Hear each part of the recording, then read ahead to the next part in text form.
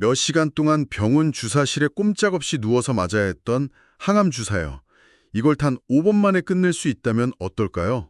이게 무슨 먼 미래 얘기가 아니죠. 네, 바로 지금 바이오업계 판도를 뒤흔들고 있는 SC 제형, 즉 피하 주사 기술의 현실입니다. 그리고 오늘 저희는 바로 이 혁신의 중심에 서 있는 한국의 대표 바이오 기업 알테오젠과 유한양행에 대해 아주 깊게 파고 들어보려고 합니다. 저희 앞에도 지금 증권사 리포트부터 기업 자료까지 전부 펼쳐져 있네요. 맞습니다. 오늘 저희의 목표는 명확합니다.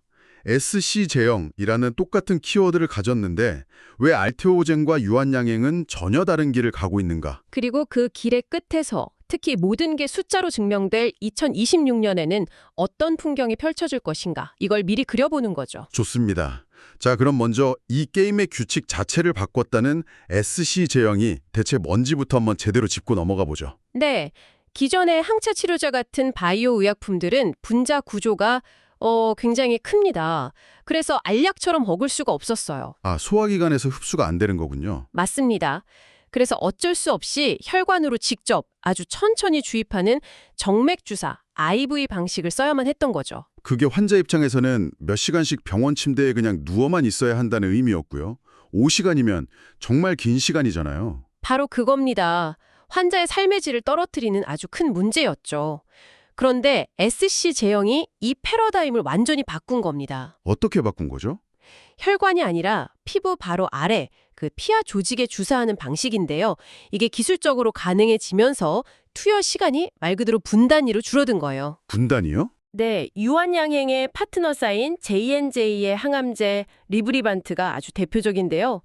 기존 IV 방식으로는 5시간에서 6시간 걸리던 게 SC 제형으로는 단 5분 만에 끝납니다. 잠시만요. 6시간이 5분이요? 이건 뭐 그냥 편해졌다 수준이 아닌데요. 그렇죠. 거의 다른 약이라고 봐도 될 정도의 혁신이죠. 심지어 MSD의 면역항암제 케트루다 SC 제형은 1분에서 2분이면 투여가 끝나요. 와, 환자 입장에서의 장점은 정말 확실하게 와닿는데 그럼 이게 병원이나 제약사에게도 그만큼 큰 의미가 있는 건가요? 아주 중요한 직문입니다. SC 제형의 진짜 파괴력은 이게 환자, 병원, 제약사 모두에게 윈윈윈 구조라는 데 있거든요. 윈윈윈 구조요? 네, 먼저 환자는 말씀하신 대로 엄청난 시간 절약과 편의성을 얻죠. 나중에는 집에서 직접 주사하는 자가 투여까지 가능해질 수 있고요. 그럼 병원은요? 환자가 빨리 집에 가서 좋은 걸 넘어서 어떤 실질적인 이득이 있나요? 병원에는 항암 주사를 놓는 주사실이라는 공간이 있는데 여기가 항상 병목 현상이 일어나는 곳입니다. 층단은 한정되어 있는데 환자들이 몇 시간씩 차지하고 있으니까요. 아, 그렇겠네요. 그런데 투여 시간이 5분으로 줄면 어떻게 될까요? 병상 회전율이 극적으로 올라가죠. 한정된 의료진으로 훨씬 더 많은 환자를 치료할 수 있게 되고요. 이건 곧 병원의 수익성 개선으로 바로 이어집니다. 환자랑 병원까지는 이해가 됐습니다. 그런데 제약사는요. 이미 잘 팔고 있는 약을 굳이 돈 들여서 SC 제형으로 바꿀 이유가 있나요? 바로 그게 핵심입니다. 제약사에게 SC 제형은 특허 절벽이라는 가장 큰 공포를 막아줄 방패막이가 되기 때문입니다. 아, 특허 절벽. 그 수십조 원씩 벌어주던 블록버스터 약의 특허가 만료되는 순간 복제약들이 쏟아져 나오면서 매출이 뚝 떨어지는 현상이잖아요. 맞습니다. 그런데 기존 IB 제형의 특허가 곧 만료되더라도 이걸 SC 제형으로 바꿔서 새로운 약으로 허가를 다시 받으면 어떻게 될까요? 아, 새로운 특허로 제품 수명을 연장하는 거군요. 정확합니다. 제품의 독점적 지위를 수년, 길게는 10수년 이상 연장할 수 있게 되는 겁니다. 제약사 입장에서는 거의 생존이 걸린 전략인 거죠. 그렇군요. 단순히 환자 편의성 개선 차원이 아니었네요. 이러니 글로벌 SC 제형 시장이 2034년에 100조 원이 넘을 거란 전망까지 나오는 거군요. 네, 선택이 아니라 이제는 필수가 되어가는 흐름인 셈이죠. 자, 그럼 이 거대한 흐름 속에서 알테오젠은 어떤 역할을 하고 있는지 한번 들여다보죠. 자료들을 보니까 알테오젠은 신약을 직접 만드는 회사는 아니더라고요. 네, 알테오젠의 정체성을 한마디로 정의하면 기술 플랫폼 제공자입니다. SC 제형으로 바꾸는 데 필요한 핵심 원천 기술, 그 자체를 개발해서 파는 회사죠. 아, 마치 골드러시 시대에 직접 금을 캐는 대신 광부들한테 가장 튼튼한 청바지나 곡괭이를 팔았던 회사 같은 느낌이네요. 아주 적절한 비유입니다. 알테오젠이 파는 그 곡괭이의 이름이 바로 ART-B4라는 효소인데요. ART-B4요? 네, 우리 피부 밑에는 히알루론산이라는 성분이 젤리처럼 빽빽하게 차 있어서 약물이 퍼져나가기 어렵거든요. 이 ART-B4 효소가 주사 부위의 히알루론산을 일시적으로 녹여서 약물이 들어갈 공간을 순식간에 만들어주는 원리입니다. 그런데 이 기술, 원래 미국의 할로자임이라는 회사가 거의 독점하던 시장 아니었나요? 알테오젠이 어떻게 그 틈을 비집고 들어갈 수 있었죠? 좋은 지적입니다. 할로자임의 기술과 알테오젠의 기술 둘 다 히알루론산을 분해하지만 근본적으로는 다른 물질입니다. 특히 알테오젠의 ALT-B4는 열에 더 안정적이고 무엇보다 2043년까지 유효한 강력한 물질 특허를 확보했어요. 아, 특허로 방어막을 쳤군요. 그렇죠. 우리는 당신들과 아예 다른 물질을 쓴다고 자신 있게 말할 수 있는 거죠. 잠시만요. 그럼 그 기술 하나를 가지고 지금 자료에 나와 있는 MSD, 아스트라제네카, 다이치산쿄 같은 이 글로벌 제약 공용들을 전부 고객으로 만들었다는 건가요? 바로 그 지점이 알테오젠의 기술력이 얼마나 대단한지를 보여주는 대목입니다. 특히 결정적인 사건은 세계 1위 항암제, 연 매출 30조 원이 넘는 MSD의 키트루다 SC 제형 개발에 알테오제니 기술이 독점적으로 채택된 겁니다. 키트루다요? 그야말로 면역항암제 시장의 제왕이잖아요. 맞습니다. 그런 블록버스터의 미래를 책임질 파트너로 알테오젠을 선택했다는 건 사실상 업계 최고의 기술이라고 공인해준 셈이죠. 계약 하나로 그냥 게임이 끝난 거네요. 그렇죠. 이 계약 하나로 알테오젠의 기술 가치는 더 이상 의심할 여지가 없게 된 겁니다. 그럼 이 기술 장사의 수익 모델은 어떻게 되나요? 그냥 계약할 때 한 번 받고 끝나는 건 아닐 텐데요. 수익 구조는 크게 세 단계입니다.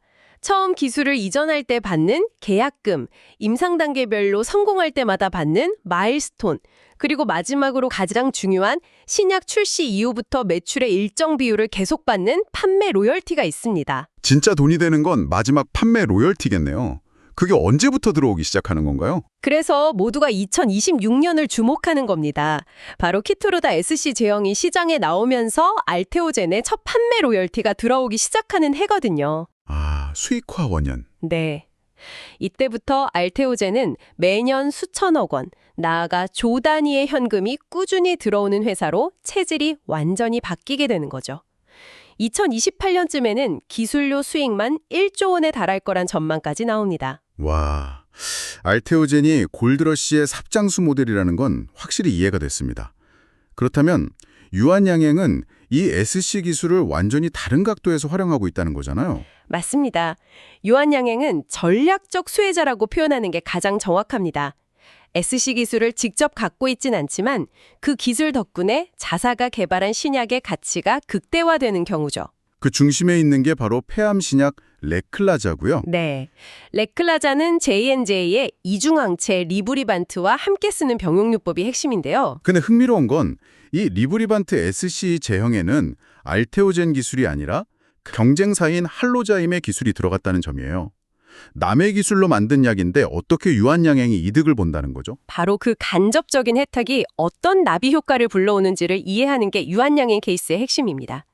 원래 이 병용요법이 효능 면에서는 경쟁 약물인 아스트라제네카의 타그리소를 압도한다는 평가를 받았거든요. 그런데 치명적인 약점이 있었죠. 아까 말씀하신 그 긴 투여 시간, 5시간이 넘는. 그렇죠. 약효가 아무리 좋아도 5시간 넘게 주사를 맞아야 한다는 건 엄청난 부담입니다. 그런데 리브리반트 SC 제형이 나오면서 투여 시간이 5분으로 줄었고 이 약점이 완벽하게 사라진 겁니다. 아, 타그리소와 싸울 수 있는 가장 강력한 무기를 손에 쥐인 셈이네요. 무기를 쥔 것을 넘어 이미 전쟁에서 승기를 잡아가고 있습니다. 그 증거가 바로 미국 종합 암네트워크 NCCN 가이드라인에 레클라자 병용요법이 폐암 1차 치료에서 최선호 요법으로 등재된 사건입니다. 그게 그렇게 중요한 건가요? 이건 전 세계 의사들의 처방 교과서에 이 환자에게는 이 약을 가장 먼저 쓰세요 라고 도장을 찍어준 것과 같아요. 처방에 직접적인 영향을 미치는 거죠. 그렇다면 유한양행의 수익도 2026년부터 본격화되는 건가요? 네, 유한양행 역시 2026년이 실적 퀀텀 점프의 원년이 될 겁니다. 올해부터 리브리반트 SC 제형이 미국, 유럽, 일본 같은 핵심 시장에 본격적으로 출시되거든요. 처방이 폭발적으로 드러나겠군요. 그렇죠. 유한양행은 J&J로부터 렉라자 글로벌 매출의 약 10% 내외로 추정되는 로열티를 받게 됩니다. J&J가 이 병용요법의 최대 매출을 7조 원 이상으로 보던데 10%면 연간 7천억 원. 와, 이건 정말 회사의 체질을 완전히 바꾸는 수준의 현금 흐름인데요. 맞습니다. 안정적인 국내 사업에 더해서 매년 수천억 원의 글로벌 신약 로열티가 꾸준히 들어오는 회사로 거듭나게 되는 겁니다. 자, 그럼 이 모든 종목을 종합해서 투자 관점에서 두 기업을 한번 비교해보죠. 들어보니까 SC제형과 2020년이라는 공통점이 있지만 본질은 완전히 다른 것 같아요. 어떻게 다르다고 보시나요? 알테오젠은 하나의 기술로 여러 신약에 베팅하는 뭐랄까 리스크는 있지만 성공하면 기대 수익이 훨씬 큰 공격적 성장주에 가깝고요. 유한양행은 이미 성공이 검증된 레클라자라는 하나의 확실한 제품에서 안정적인 현금 흐름을 기대하는 안정성장주에 가까운 것 같은데요. 아주 정확한 요약입니다. 알테오젠은 그야말로 폭발적인 성장 잠재력에 투자하는 거죠. 키트루다 외에 또 어떤 블록버스터와 계약을 맺을지 상상력의 한계도 없으니까요. 반면 유한양행은 검증된 확실성, 네, 레크라자라는 확실한 광맥에서 꾸준히 로열티를 받는 견고한 사업 모델이죠. 변동성은 알테오젠보다 낮지만 실적 기반의 단단한 성장에 기대할 수 있습니다. 실제로 증권사 리포트들을 봐도 그런 시각 차이가 느껴지더라고요. 알테오젠에 대해서는 자녀에게 물려줄 주식이라는 표현까지 쓰면서 장기 성장성을 아주 높게 평가하는데 유한양행은 호재에도 주가가 한동안 좀 갇혀 있었잖아요. 그게 시장의 성격을 보여주는 대목이죠. 알테오젠은 미래의 꿈을 주가에 먼저 반영하는 경향이 있고 유한양행은 기대감보다는 실제 처방 데이터라는 숫자가 찍히기를 기다리는 경향이 강했습니다. 그리고 바로 2026년이 유한양행에게 그 숫자를 증명해 보일 첫 해가 되는 거군요. 맞습니다. 물론 리스크도 짚고 넘어가야겠죠. 알테오젠의 경우 아무리 기술이 다르다고 해도 경쟁사 할로자임과의 특허 분쟁 가능성은 계속 남아있지 않나요? 네, 그 부분이 가장 큰 리스크 요인으로 꼽힙니다. 또 파트너사의 신약 개발이 실패하거나 늦춰질 경우 실적에 직접적인 영향을 받는다는 점도 있고요. 유한양행은 역시 경쟁 약물인 타그리소의 견제가 가장 큰 변수겠네요. 그렇죠. 타그리소는 이미 시장을 장악한 절대 강자입니다. 아스트라제네카가 어떤 방어 전략을 펼치냐에 따라 시장 점유율 확대 속도가 달라질 수 있고요. 또 결국 J&J라는 파트너사의 역량의 실적이 좌우된다는 점도 고려해야 합니다. 오늘 정말 깊게 파고들었네요. 정리를 해보면 알테오젠과 유한양행, SC제형이라는 같은 엔진을 달았지만 알테오젠은 그 엔진 자체를 팔아서 무한한 확장성을 노리는 포르쉐 같은 회사고요. 유한양행은 그 엔진을 단 최고의 세단, 레크라자를 팔아서 안정적인 성공을 거두는 벤츠 같은 회사라고 볼 수 있겠네요. 비유가 아주 좋습니다. 그리고 2026년은 두 회사 모두 그동안의 노력이 안개가 걷히고 숫자라는 실체로 증명되는 해가 될 겁니다. 알테오젠에게는 꿈이 현실이 되는 첫 해, 유한양행에게는 시장의 의심을 실적으로 잠재우는 해가 되겠죠. 마지막으로 이런 점을 한번 생각해 보시면 좋겠습니다. 저희가 오늘 이야기한 이 SC 기술의 확산은요, 단순히 투약 방식의 변화를 넘어서고 있습니다. 이건 어쩌면 암치료의 패러다임 자체를 바꾸는 신호일 수 있습니다. 의료의 패러다임이요? 네, 고도의 항암 치료를 위해 무조건 대형 병원에 입원해야 했던 시대에서 이제는 동네 병원, 더 나아가 환자의 집에서 치료가 이루어지는 의료의 탈중앙화가 시작되고 있다는 거죠. 이 거대한 변화가 미래의 의료 시스템과 우리 사회 전체에 과연 어떤 파장을 일으키게 될까요? 이 질문을 남겨드리면서 오늘 탐구를 마치겠습니다.